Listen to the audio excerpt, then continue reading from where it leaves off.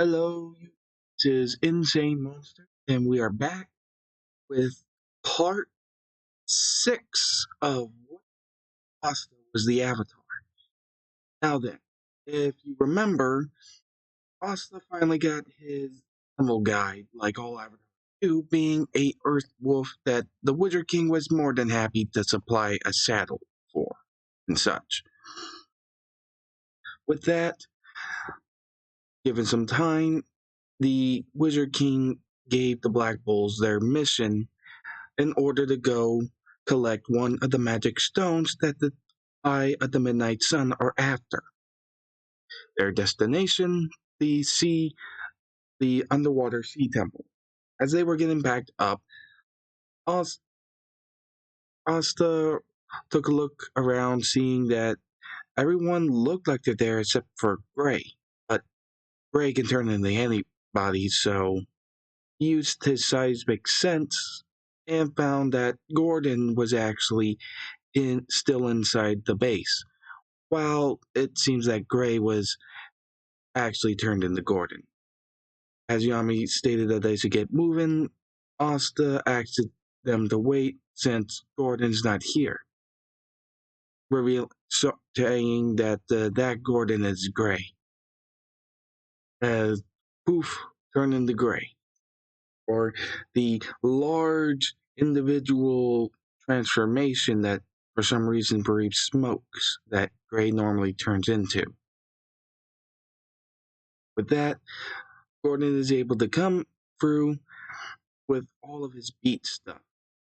This is after they do get everything that they need. So we're just skipping over the comedy stuff with Noelle and such getting swimsuits because it really doesn't change much here.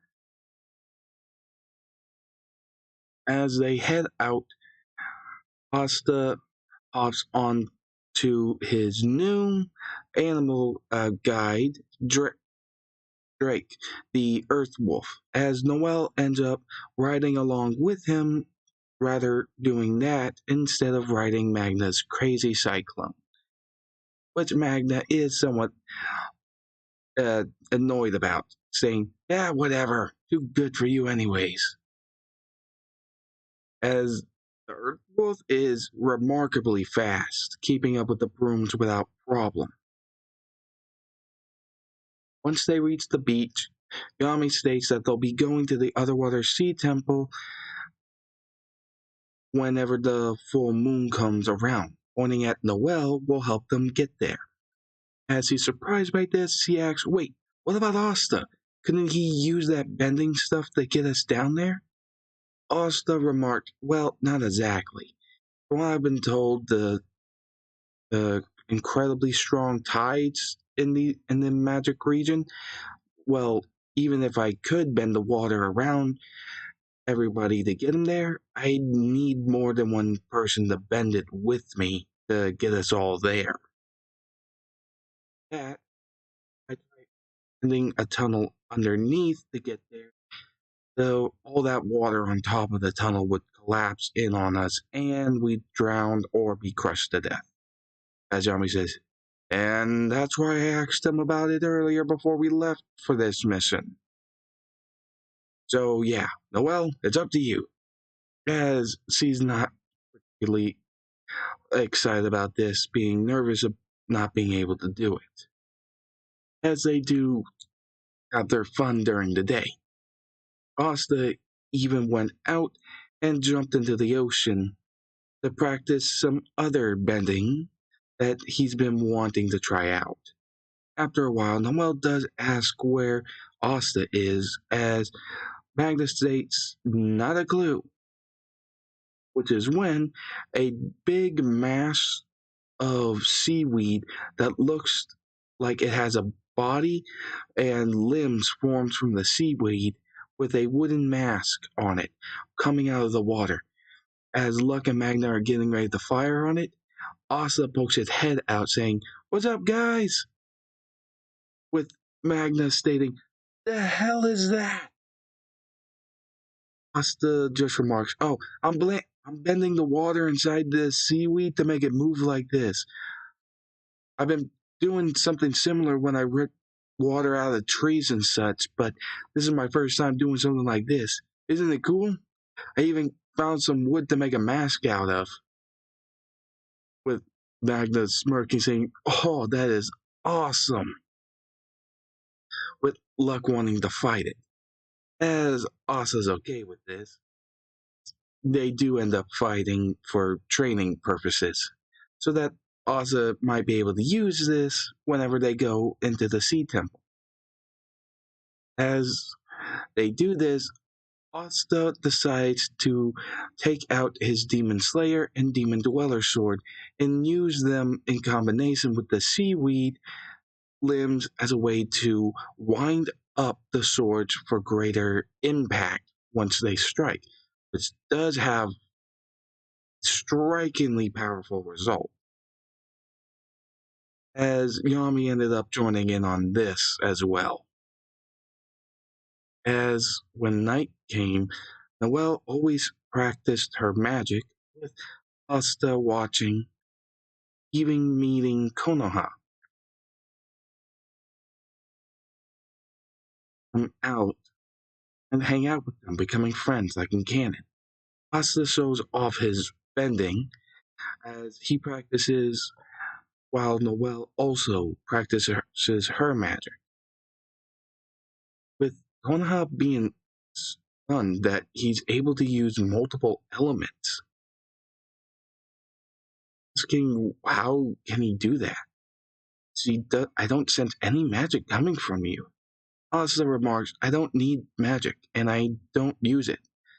It's like becoming one with the elements or the four base elements altogether and using them more like an extension of my body rather than like a tool or a weapon, like with magic. She kind of finds this interesting, stating, so you can bend the four basic elements, but you just bended some sand. As Asta states, well, sand is just a ground up version of Earth, isn't it? So it isn't that hard to do something with it with earth bending. As he thinks about it for a moment, seeing that it is true. Eventually, Noelle is capable of creating her sea dragon's den. I believe, if I remember correctly, it's called.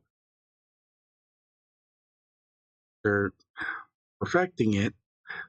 They were point.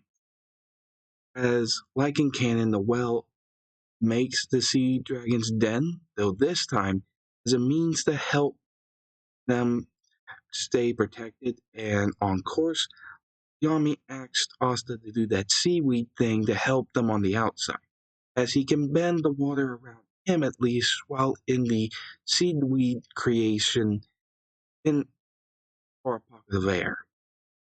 Though before they left, Drax was somewhat bummed because he couldn't go, as Asta was told by Yami when he asked him about Gordon's magic and why he never sees him use it.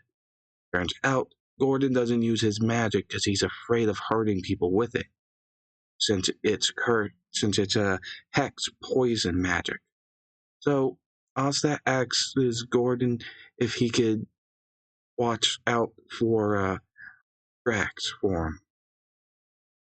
As Gordon is okay with doing this. As I said out, Gordon just patted Drax on his head, which, even though he looked creepy, Drax could tell he wasn't bad, so he just took a nap. As for getting there, well, did plenty of driving. The Sea Dragon's Den, Asta was just there to help make sure that nothing attacked them. As they got to the barrier that encased this undersea temple, Mami yelled at Asta to break a hole into it. As Asta pulled out the Demon Slayer sword, having it grabbed by the seaweed and twirling the seaweed around the handle, he moved the seaweed to go around, making almost these vine strap-like things going around the sea dragon's den. Essentially, the plan was to spearheads clean through it. As they did, pierce through the barrier with Asta's sword as they all flooded in. They were unexpectedly greeted with warm smiles by the people who lived there.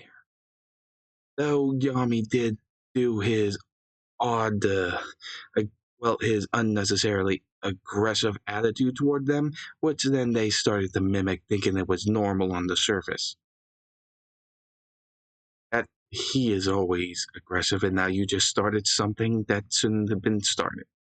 With that, Asta ended up bending the seaweed again, thinking that he might need it later. As the people of the Sea Temple saw this, they thought, incredible, as they were by what this kid just did. Just seeing a giant seaweed creature go up the steps. As they entered into the room, they meet the head priest of the underwater sea. He introduces himself and states that they did come here for something, yes? As Yami states, yeah, we want the magic stone. As the old man doesn't know what he's talking about, but plays along, stating if you want it, you'll have to fight our. As a number of people emerged from a large splash from behind the old man, revealing a number of people in sea life masks. The old man stated, "Your fight." Oh, sorry. As the old man stated, "Your fighters against ours." Sounds fair, as Yami agreed to this.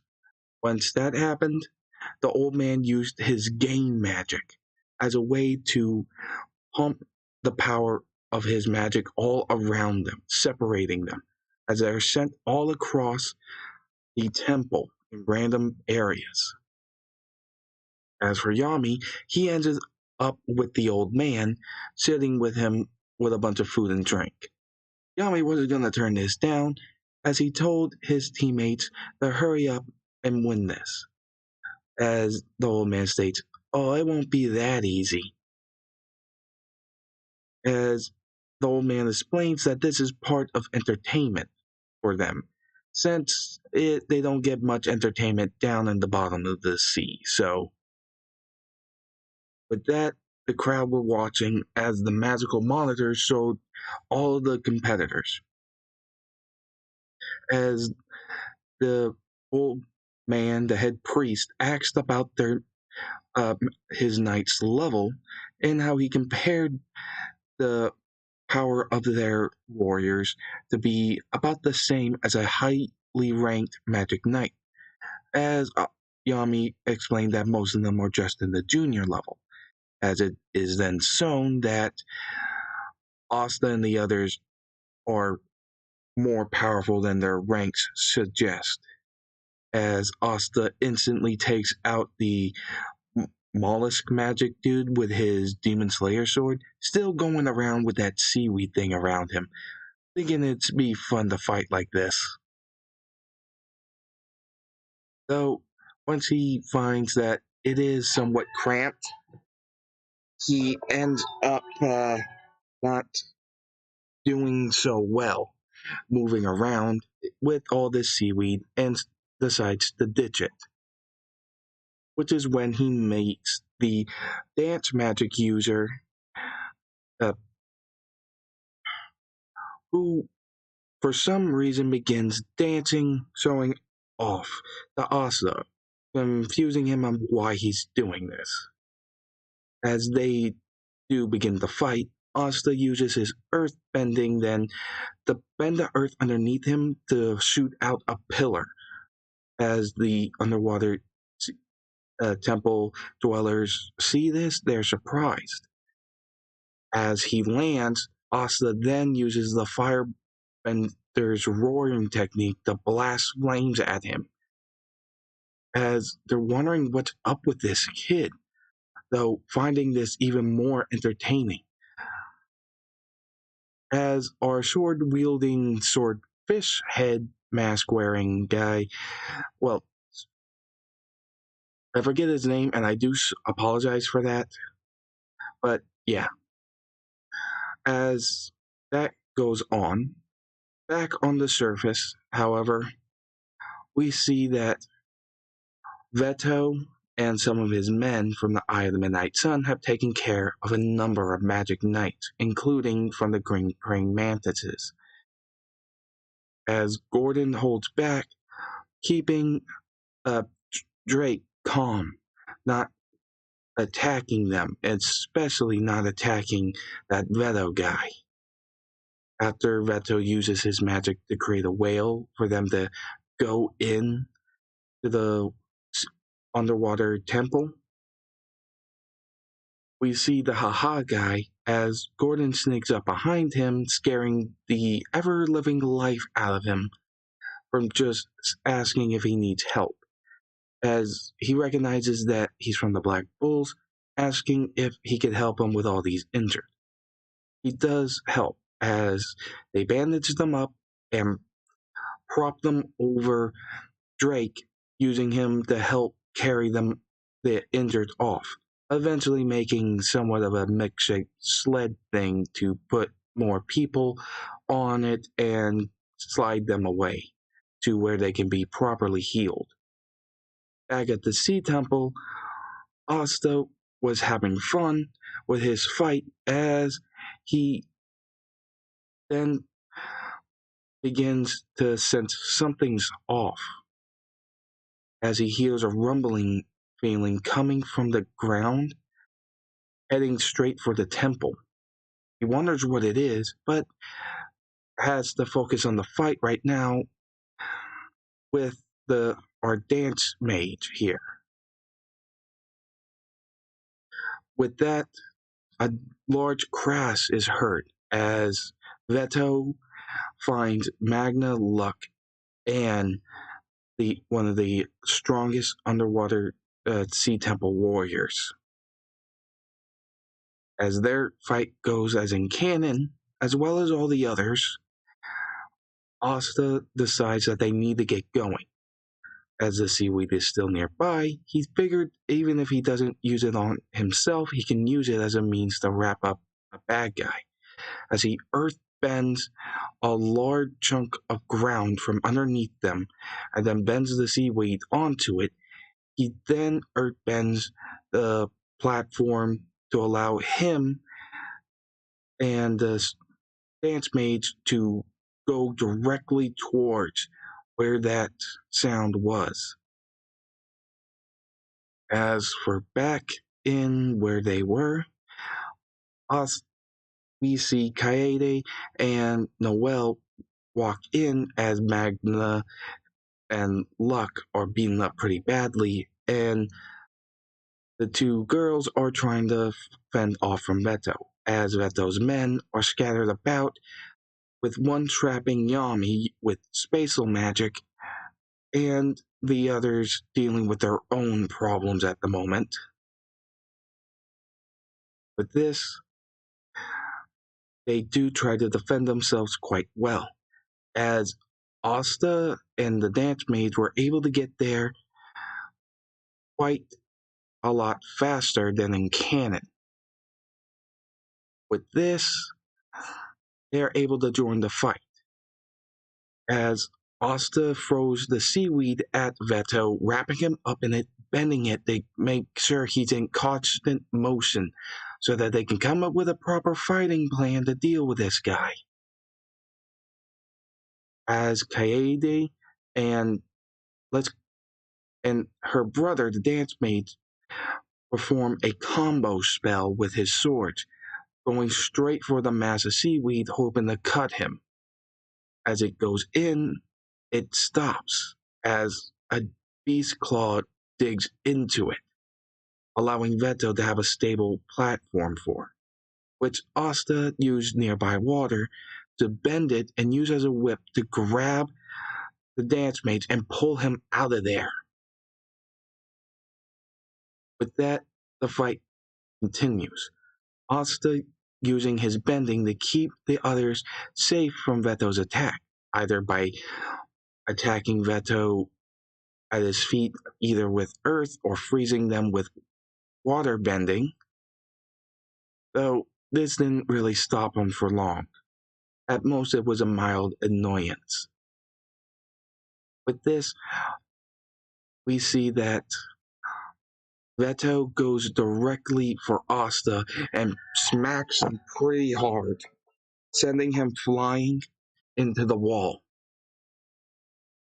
With that, he gets up again, struggling, as the Kaede and her brother head towards Veto. He then swipes at them, trying to take off the dance mage's leg. But Asta uses his earth bending as fast as possible to make a pillar underneath him, sending him upwards to avoid it, as well as another pillar going towards Veto's stomach, which he breaks through with his beast claw, allowing them to get away. With that, Vanessa and Finral show up to help Asta out, as they do something similar to in canon, but with some add-ons to it, combining fire and air bending to throw Veto off, as he's able to get multiple strikes in until finally he's blasted into the wall again. With everything with such high tensions, the well has had enough and does the same as in canon, charging up her magic, stating that she's not going to let him hurt her friends anymore, as he fires the sea dragon's roar at him, taking off his arm. But this only provokes him into going even further with his power, as a third eye emerges on his forehead, and he powers up even more, beginning to fire off a mythical beast magic spell right at Noelle. Also was able to use air bending to get there even faster to block it, sending the attack back at Veto, which he used his magic to defend against. With that, Asta heard something. He heard the voice of a woman, as he recognized it. It was Cora. She stated that this place is uniquely connected to spiritual energy. He then figured that a strong magic region would also be strongly connected to spiritual energy, as he states that she could help him out with this. From what we can tell, this Veto dude, as well as the other members of the Eye of the Midnight Sun, or at least four of them, acted like or felt like they had two different souls in them.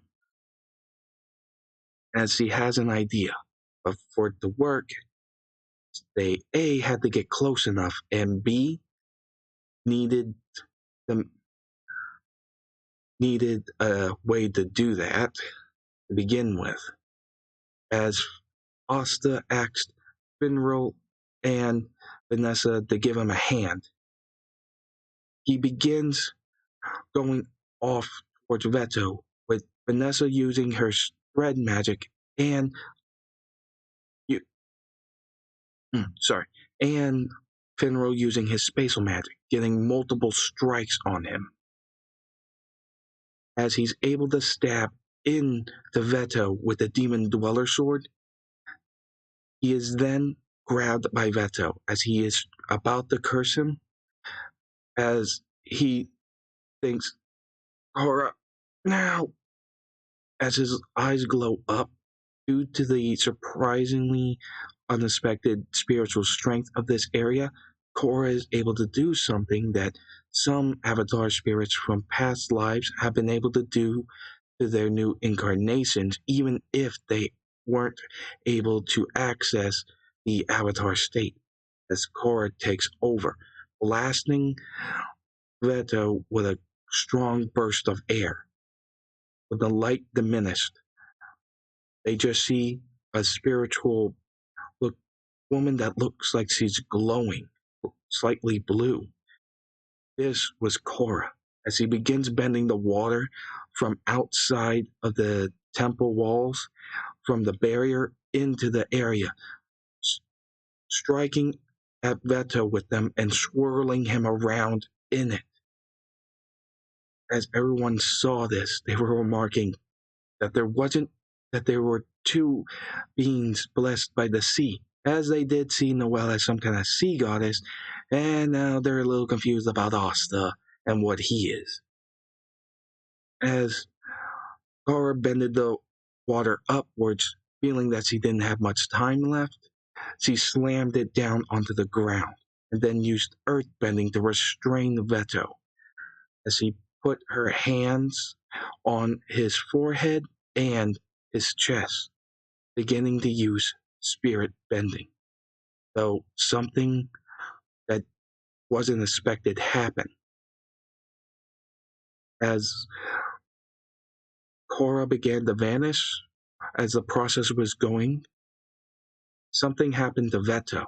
A second spirit like Veto came out of the physical Veto's back. This one with pointy ears and, well, looks quite different from what human would be, as the physical body had the rounded human ears and such. As for Asta, as this was going on, an odd kite-looking entity came from his back, one with strands of light, looking like it was made of light itself. This was Rava. As he stated, "You have had enough." As the little streams of light from Rava grab onto the elf Veto, she states, "Your hatred and clouded mind has caused much damage and harm. You will no longer be bound to this individual you have taken over." As the elf Veto screams and shouts, saying to stop, "Let me go." He is separated from the body of the human. As everything stopped, this the spirit that that of elf Veto began to state, What is this?" As he began remembering things that were blocked from his memory. Before he could say anything about it, he faded away. As Rava went back into Asta, he was still connected to her and such, but as Rava went back into him, the earth bending that bound Asta was crumbling. Well, the earth bending that Asta used to bind Veto was crumbling away as Asta passed out. But Yami coming in shortly after, asking, "The hell was that?" As Yami figured out the dimensional slash to use it as a means of escaping from the Spatial Mage's trap. And with that, they now had an unconscious Asa that just did something crazy again, and a unconscious human Veto, as well as a lot of unanswered questions that are going to need to be answered. As Asa is awoken, he finds himself in a hospital room, hooked up to some weird CIV thing, as the other Black Bulls are as well. As Asta is thanked for helping them, he asks about Veto, as they state that he woke up a while ago, but everything he's saying doesn't make sense. Even his mannerism, the way he speaks, isn't like what he used to be. The head priest states it is quite confusing, what I saw on the recordings, what we all saw, what happened? What did you do? Asta explained to them that his soul is somewhat bonded to a spirit of light called Arava. And he's actually had multiple, well, hundreds of past lives. Each one of them called the Avatar, someone who can bend the four primary elements without magic, pointing that out as magic would be would be better to explain it or whatever, but still. As they somewhat get it, but asked what happened to Veto, also remarked that he was taken over by some kind of angry spirit of someone who already died. Uh, I just got in close enough with Kara's help, which is one of my past lives. I, I was able to use the spiritual strength here to connect to her stronger so she could take over and help. As they remarked, so you can become that powerful? As he smirked, stating, yeah, not there yet, but I'm gonna get there. As he explained that whatever was taking over Reto's body wasn't exactly what he expected. He's not even sure what to call it. It was a spirit of someone who died that was obviously angry for the Clover Kingdom for something, but it was like he saw clouded, fuzzy memories as the process was going. He didn't even know if Veto, the one that they fought, was really understanding why he was fighting. He doesn't get it. As everything was settled, Asta went over to Veto asking him his name, which was also Veto, as he stated he doesn't know what happened, and asked what time is it, like the month and such, and turns out he's been unconscious for months, even over a year, actually. As this is concerning, the Black Bulls were given Veto as a type of thank you, mostly because they didn't want him sticking around after all the damage. And the Black Bulls weren't going to argue with him on this. As Asta walks around, Nero flies in with the magic stone, pecking at his head with it. He's able to get it from her and sees that it's one of the magic stones. Asking if they could take it, the head priest states, "Oh, it's fine. I didn't even know we had that."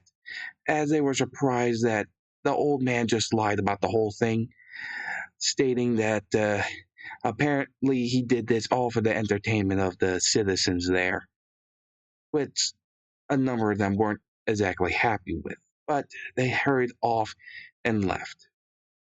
As they got to the beach with Gordon and Drake, they were informed about the injured that they helped deal with from the Eye of the Midnight Sun attacking them, though surprised that Veto's there and only with ropes tied around his wrists.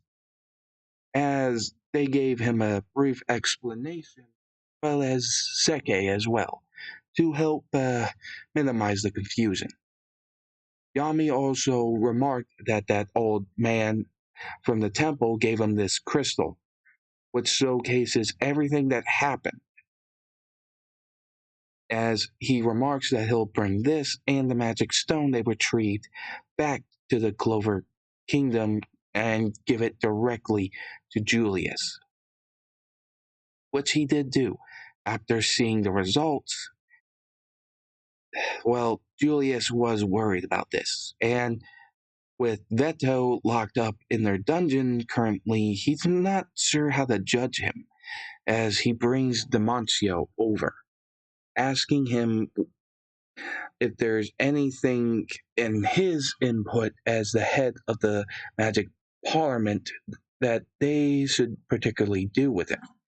Since, given the evidence, he was forcefully possessed over a year for over years and such that they could he be actually blamed for it?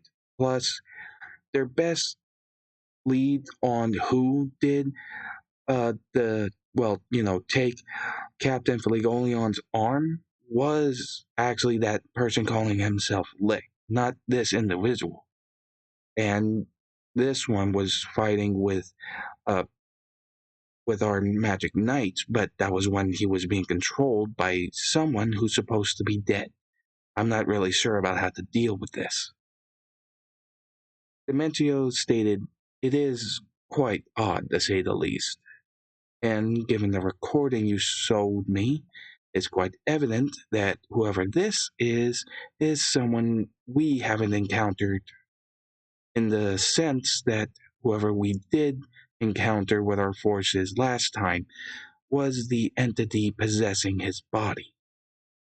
So, if I had to say, perhaps manual labor, at least until we can figure out if he is actually still a threat.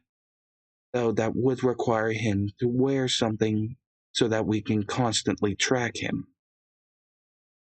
As Julius has an idea, and he smirks, with Demetrio stating, "I'm not liking that smile on your face. What are you thinking?" As Julius just whistles, stating, "Oh, nothing much." As we'll be ending this part right here, I do hope you enjoyed. Please remember to like, comment, and subscribe. Hit that notification bell, and see you later.